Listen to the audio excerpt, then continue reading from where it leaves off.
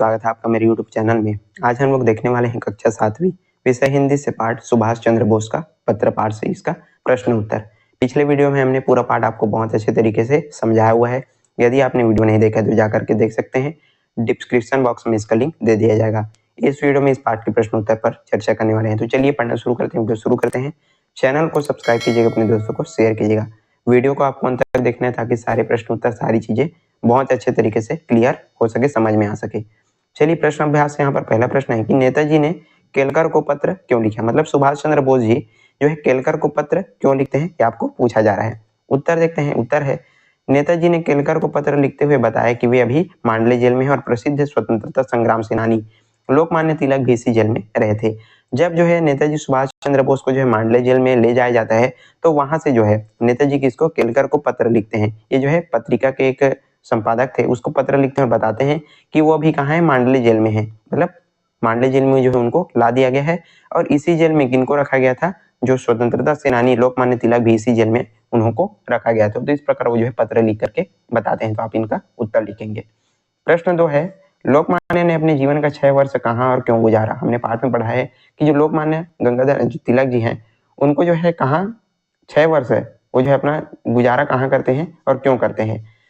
तो चलिए उत्तर देखते हैं इसका। लोकमान्य ने अपने जीवन का 6 वर्ष मांडले जेल में बिताया क्योंकि वे देश के लिए लड़ने वाले महान क्रांतिकारी और ग्राम दल के नेता थे। तो ये जो लोकमान्य जी हैं तिलक जी, उन्होंने अपना जीवन का 6 वर्ष कहाँ, मांडले जेल में, ये जो है बर्मा म्यांमार बर्मा में है, तो वहां पर बिताए थे। और क्यों, क्योंकि इनको जो है क्रांतिकारी थे और ग्राम दल के नेता थे, स्वतंत्रता सेनानी थे, देश की आजादी के लिए उन्होंने लड़ाई लड़ी थी। इस कारण जो है इनको जेल में रख दिया गया था।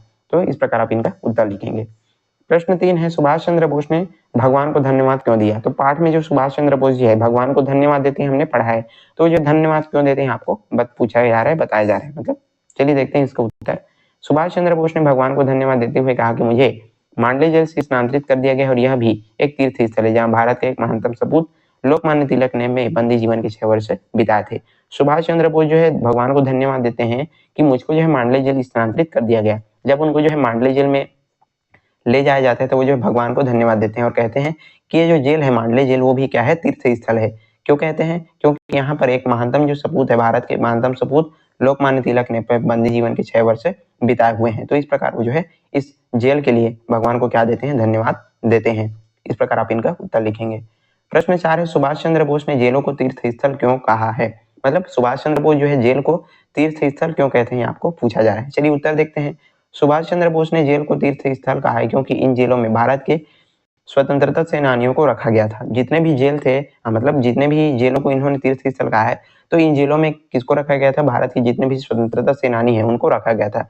जो भारत की आजादी के लिए लड़ाई लड़े थे उन स्वतंत्रता सेनानियों को इन जेलों में रखा गया था। और मांडले जेल में गीता भाष्य के रचनाकार लोकमान्य तिलक ने अपने जीवन के 6 वर्ष मांडले जेल में बिताए थे। और इसी जो मांडले जेल में कहा किनको भी रखा गया था, लोकमान्य तिलक को। इनको जो है 6 साल के लिए इस जेल में यानी कि मांडले जेल में रखा गया था और इसी जेल में इन्होंने 6 वर्ष का समय बिताया था। तो इन सब कारणों से सुभाष चंद्र बोस जो है जेलों को क्या कहते हैं, तीर्थ स्थल कहते हैं। इस प्रकार आप इनका उत्तर लिखेंगे। फिर प्रश्न 5 है कि लोकमान्य को कारावास में सांत्वना देने वाली वस्तु क्या थी। मतलब लोकमान्य जो है उनको जब जेल में बंद कर दिया जाता है तो उनको सांत्वना देने वाली एकमात्र वस्तु क्या थी, मतलब कौन सी वस्तुएं उनको सांत्वना देती थी, पूछा जा रहा है। उत्तर है लोकमान्य को कारावास में सांत्वना देने वाली वस्तु किताबी थी और वे एक कमरे में एकाकी रहते थे, उन्हें किसी से मिलने नहीं दिया जाता था। जब लोकमान्य तिलक को जो है मांडले जेल में बंद कर दिया गया तो उनको बिल्कुल अकेले रखा जाता था, किसी से मिलने जुलने नहीं दिया जाता था और उनको सिर्फ वो जो है सांत्वना देने वाली, मतलब सिर्फ उनको जो है किताबें वो जो है पढ़ते थे और एक कमरे में उनको जो है अकेले रहना पड़ता था। जो जेल का जो कमरा होता है उसमें उनको जो है अकेले रहना पड़ता था। उनको किसी प्रकार से भी मिलने नहीं दिया जाता था। बिल्कुल उन बहुत सारी जो है परेशानियों का सामना उनको करना पड़ा था इस मांडले जेल में। तो उनको सिर्फ पुस्तकें ही उनको जो है सांत्वना देती थी, उनको जो है थोड़ा बहुत पुस्तक जो है अच्छा लगता था। फिर प्रश्न 6 है लोकमान्य दुख और यंत्रणाओं से ऊपर कैसे रहते थे। मतलब कैसे, मतलब जो लोकमान्य है जेल में रहते थे फिर भी इतने सारे जो है कष्ट वगैरह वो जो है सह चुके थे, फिर भी उनको जो है कोई भी फर्क क्यों नहीं पड़ा, मतलब कैसे वो जो है दुख और यंत्रणा से ऊपर रहते थे, इसको आपको पूछा जा रहा है। चलिए उत्तर देखते हैं। लोकमान्य गीता के भावना में मग्न रहते तो शायद इसलिए दुख और यंत्रणाओं से ऊपर रहते थे। लोकमान्य जो तिलक जी हैं गीता वगैरह पढ़ते थे, गीता पढ़ते थे और उसी की भावनाओं में जो है मग्न रहते थे। गीता का जो है जो गीता में लिखी हुई बातें उनका पालन करते थे और शायद इसलिए जो है दुख और यंत्रणा से ऊपर वो जो है रहते थे। इस प्रकार आप इनका उत्तर लिखेंगे। प्रश्न 7 है यहाँ पर, सुभाष चंद्र बोस ने किस पुस्तक की रचना की और उसका विषय क्या था। यहाँ पर जो है एक प्रश्न गलत है, यहाँ पर जो है लोकमान्य आएगा, तो आप जो है सुधार लेंगे। आपके पुस्तक में भी जो है गलत दिया गया है, तो यहाँ पर सुधार लेंगे कि लोकमान्य तिलक ने किस पुस्तक की रचना की और उसका विषय क्या था। तो चलिए इसका उत्तर देखते हैं। लोकमान्य तिलक ने गीता भाष्य नामक पुस्तक की रचना की, जिसका विषय था कि मनुष्य ईश्वर में पूर्ण सद्धारक थे। तो लोकमान्य तिलक जो है जेल में क्या करते हैं, गीता भाष्य नामक पुस्तक की रचना करते हैं और उसका विषय क्या था कि मनुष्य ईश्वर के में पूर्ण सद्धारक है, यानी कि जो जितने भी मनुष्य हैं भगवान में पूरी तरीके से आस्था रखे, उस पर विश्वास रखे, श्रद्धा रखे, ये उसका क्या था, विषय था। और गीता भाष्य नामक पुस्तक की उन्होंने क्या की थी, रचना की थी लोकमान्य तिलक जी ने। फिर यहाँ पर प्रश्न 8 है, नेताजी के अनुसार आजकल के नौजवानों को वहां की जलवायु से क्या शिकायत है।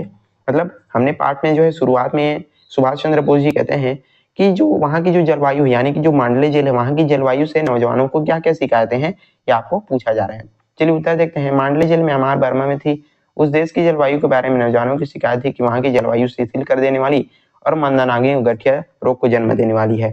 तो मांडले जेल के बारे में जो है नौजवानों की शिकायत ये थी कि यहाँ की जो जलवायु है बहुत ही कैसी है, खतरनाक है। वहां की जो जलवायु है शिथिल कर देने वाली है और मंदनागी और गठिया को जन्म देने वाली है। वह धीरे धीरे व्यक्ति की जीवन शक्ति को सोख लेती है। यदि कोई व्यक्ति उस जेल में रहता है तो जो है धीरे धीरे उसकी जो है क्या हो जाती है, मृत्यु हो जाती है। वो जो उसकी जो जीवन है वो समाप्त हो जाता है और साथ ही जो है गठिया रोग को जन्म देने वाली है। तो इस प्रकार इनको उत्तर लिखेंगे। और इसी जेल में जो है लोकमान्य तिलक इन सारी जो परेशानियां हैं उनको सहते हुए वहां उन्होंने 6 वर्ष तक उस जेल में अपना जो समय है व्यतीत किया हुआ था। इसी कारण कहते हैं कि जो नौजवान है उनको वहां की जलवायु से क्या थी, शिकायत थी। और यहीं पर आज का हमारी जो प्रश्न उत्तर का वीडियो है समाप्त होता है।